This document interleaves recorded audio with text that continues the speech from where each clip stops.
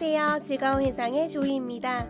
전 세계에는 아직 우리가 알지 못하고 겪어보지 못한 새로운 것들이 수도 없이 많이 존재하고 있습니다. 음식이나 문화, 종교, 가치관 등 서로 다른 것들이 너무 많기 때문에 간혹 충격적인 모습을 선사하기도 하는데요. 우리나라만 해도 그 안에서 다양한 지역 특색과 조금씩은 다른 문화를 가지고 있습니다. 그렇다면 세계에서 가장 많은 인구를 자랑하고 있는 중국은 과연 어떨까요? 오늘은 중국에서만 볼 수 있는 조금 놀랍고 이색적인 모습에 대해서 알아봤습니다. 첫 번째, 월마트에서 판매하는 상어와 악어입니다. 보통 마트에 가면 고기를 판매하는 코너가 있습니다. 종류에 따라서 수산물을 파는 곳과 축산물을 파는 곳으로 나뉘는데요. 중국의 월마트에서는 보통 고기를 자르지 않고 통째로 판매하고 있다고 합니다. 헌데 이 중에서는 악어와 상어도 있다고 하는데요. 미국의 월마트에서는 절대 볼 수 없는 모습이라고 합니다. 두 번째, 공기통조림입니다. 최근 베이징에서는 공기를 판매하고 있습니다. 어린 시절 상상화를 그릴 때 먼 미래에는 자판기에서 공기를 팔지 않을까라는 상상을 한 적이 있었는데요. 이런 일이 실제로 일어나고 있다는 것이 참 놀라웠습니다. 중국은 대기오염이 심각해서 스모그 수치가 매우 높기 때문에 여러가지 맛과 향의 신선한 공기통조림이 상당한 인기를 누리고 있다고 하는데요. 공기통조림을 만들어 판매한 사람은 억만장자가 되었다고 합니다. 중국판 봉이 김선달이라고 말할 수 있겠죠? 세 번째, 알박기 건물입니다. 일명 네일하우스라고 불리는 이 집들은 거주지 이전을 거부하는 사람들의 집입니다. 도로가 나거나 재개발로 인한 공사로 인해 모두가 떠났지만 절대 집을 팔지 않겠다고 말하며 소유지를 주장하고 있는 것인데요. 집주인이 개발을 반대하는 경우 법적으로 강압적인 철거가 불가능한 중국에서는 유독 이런 모습을 많이 볼 수 있다고 합니다. 물론 거액의 보상금을 바라고 알박기를 하는 사람들도 있지만 실제로 이사하고 싶지 않아서 알박기를 하는 경우도 있는데요. 이럴 때 건설사는 그 집만 그대로 두고 나머지 공간에 공사를 시작한다고 합니다. 네 번째, 잠옷 차림으로 활보하는 사람들입니다. 보통 웬만한 사람들은 잠옷을 입고 밖에 나가지 않습니다. 많이 추울 때는 잘 때가 아니더라도 수면 잠옷을 입고 집안에서 입기도 하지만 일반적으로 외출할 때는 갈아입는 편인데요. 하지만 중국 사람들은 외출할 때 잠옷을 입고 나가는 것에 거리낌이 없다고 합니다. 심지어 잠옷을 입고 직장이나 마트에 가는 경우도 있다고 하는데요. 우리나라 사람들과는 잠옷을 바라보는 인식이 꽤 많이 다른 것 같습니다. 다섯 번째, 경찰 거위입니다. 경찰견은 많이 들어봤는데요. 경찰 거위는 처음 들어보는 것 같습니다. 중국 일부 지역에서는 경찰 도우미로 개가 아닌 거위를 사용한다고 하는데요. 거위의 뛰어난 시력과 공격적인 모습이 개보다 낫다는 생각을 하기 때문이라고 합니다. 일리가 있는 말인지 사실 잘 모르겠는데요. 이 사람들은 그렇게 믿고 경찰 거위를 수사에 투입한다고 합니다. 여섯 번째, 티벅스입니다.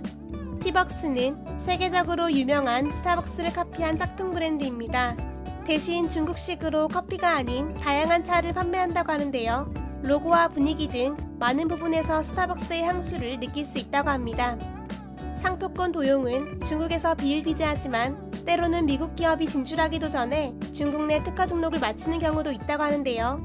대표적으로 아이패드의 경우 중국에서 한 개인이 선점해서 특허 등록을 마치는 바람에 정작 애플이 아이패드를 정식으로 출시할 때 중국에서는 아이패드라는 이름을 사용할 수 없었다고 합니다.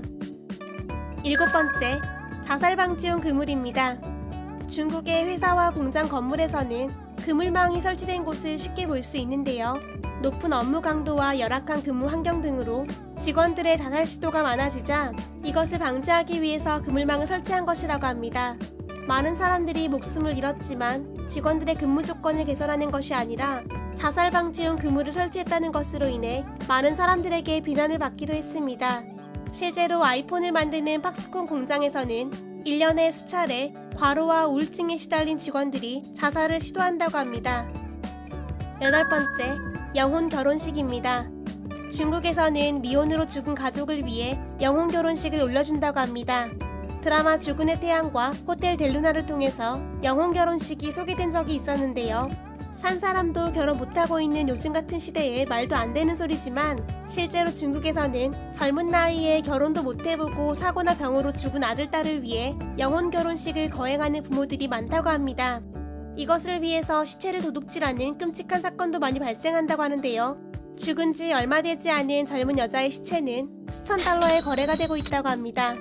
그렇다 보니 이것을 노리고 무덤을 파헤치는 사람들도 있다고 합니다. 9번째, 지하철 보안 검색입니다.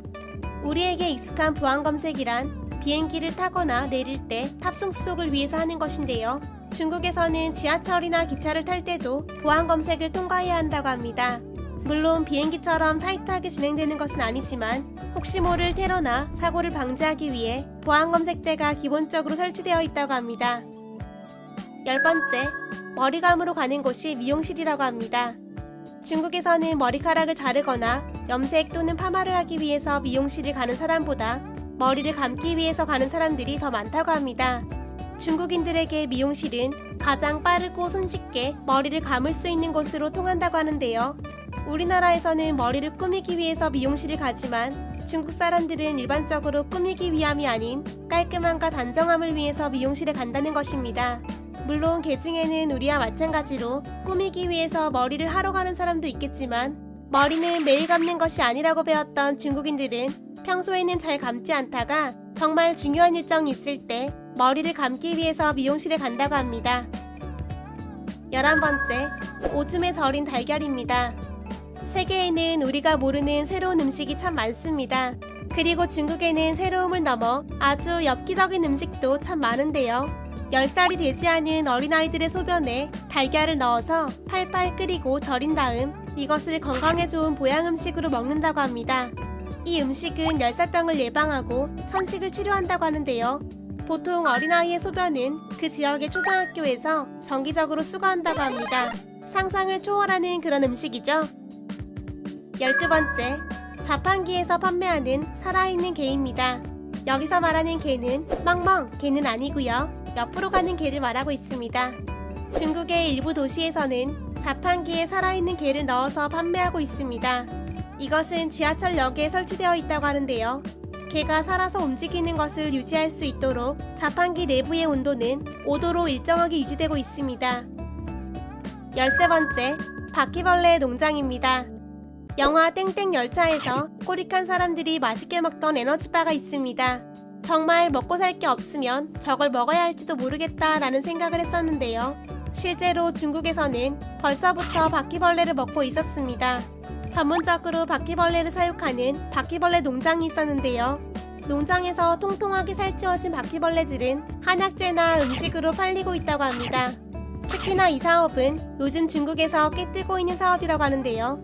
중국에 있는 바퀴벌레 농장 중 하나는 연간 60억 마리에 달하는 바퀴벌레를 키우고 있었으며 이것으로 연간 약 7,300억 원의 매출을 기록했다고 합니다.